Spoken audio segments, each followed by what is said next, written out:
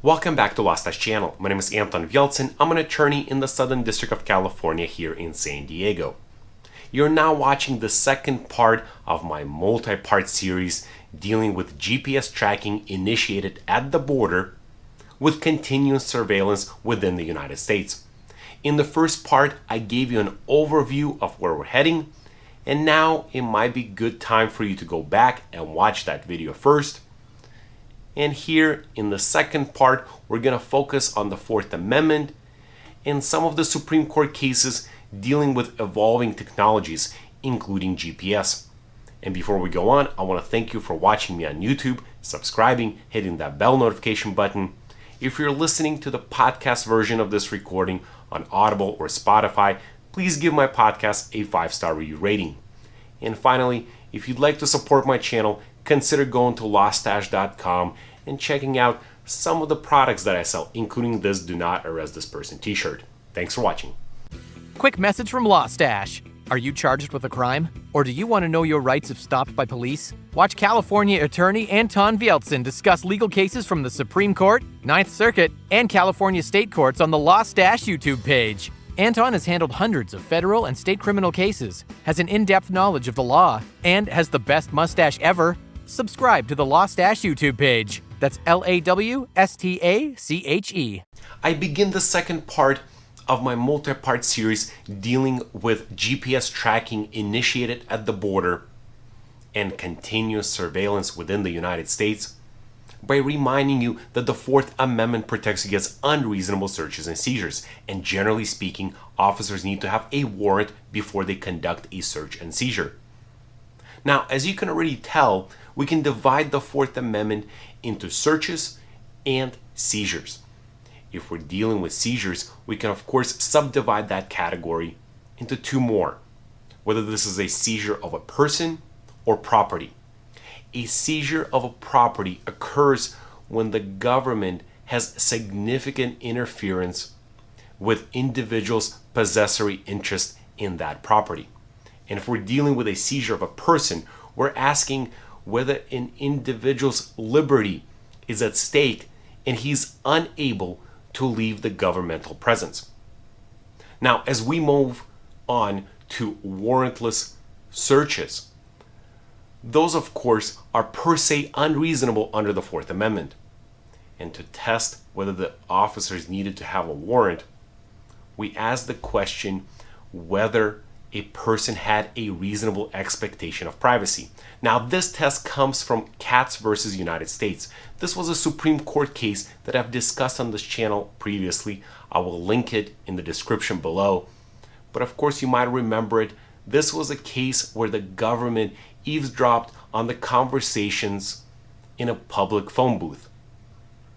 The test was developed, which was a reasonable expectation of privacy test, where we ask whether a person has a subjective expectation of privacy and whether the general public would deem that expectation a reasonable one.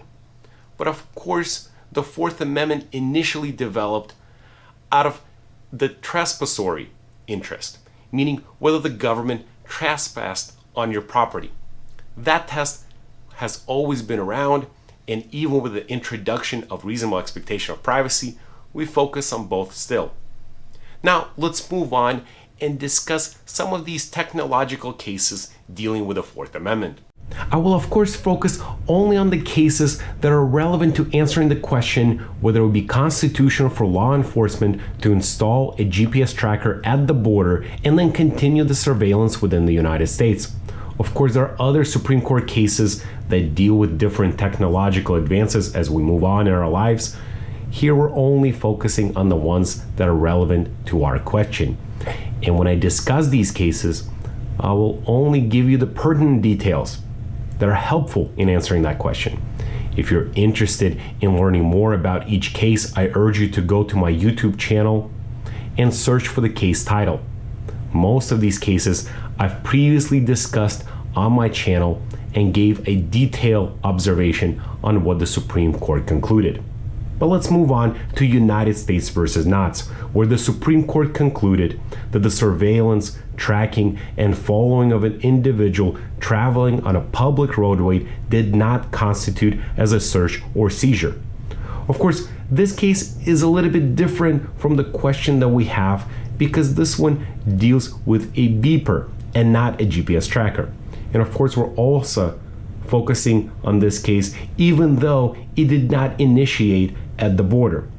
Now, one other difference is that here we had the consent of the original owner who agreed to the placement of a GPS tracker in the container, which was later placed in Mr. Knott's vehicle.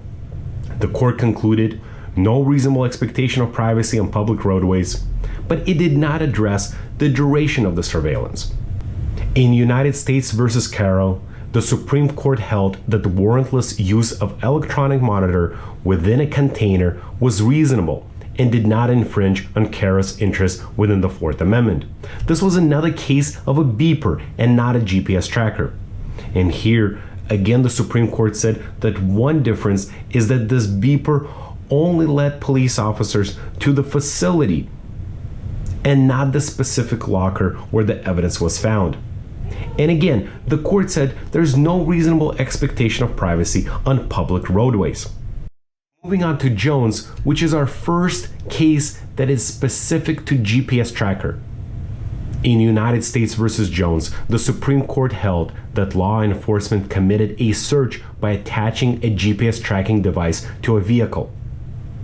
The government physically occupied private property for the purpose of obtaining information. The encroachment and intrusion on the protected area constituted a search under the Fourth Amendment. Now, if you notice, this is a case where we're talking about possessory test and not a reasonable expectation of privacy. The government trespassed on the vehicle by attaching a GPS tracker. But the court said that Katz reasonable expectation of privacy test added to, not substituted for, the common law possessory test. This court also distinguished Carroll, where law enforcement obtained consent of the original owner prior to installing a beeper in the container to track the vehicle. Here, of course, we do not have that consent from Mr. Jones. Versus United States, the Supreme Court held that the warrantless acquisition of a cell site information violated Carpenter's Fourth Amendment right against searches and seizures. Now, in this case, the Supreme Court seemed to focus on the level of intrusion. Cell site information implicated greater privacy concerns than the GPS tracking. A cell site information system would allow the government to gather nearly perfect surveillance, says the Supreme Court. We can think of the Fourth Amendment as giving you the most protection in your home because it is explicitly listed in the Fourth Amendment. And then, of course, the courts told us that you do not have reasonable expectation of privacy on public roadways. And finally, when we're talking about acquisition and surveillance of information, it seemed to depend on the type of device that's being used. For example, GPS versus cell site tower information. I hope this second part gave you an overview and a little taste of these cases. Of course, like I said, if you're interested in learning more about each case, go on my YouTube channel and search for the title of each case. But these cases will be pertinent to answering the question in part 3 and future parts whether police officers can in fact install a GPS tracker at the border and then track you within the United States. So in part 3, I will discuss the border searches specifically initiated at the border. I thank you for watching my channel. Please subscribe, hit that bell notification button. If you're listening to the podcast version of this recording, please give it a 5-star review rating. And finally, if you'd like to support my channel, consider going to lawstash.com and looking at some of the merchandise, including this Do Not Arrest This Person t-shirt. Thanks for watching.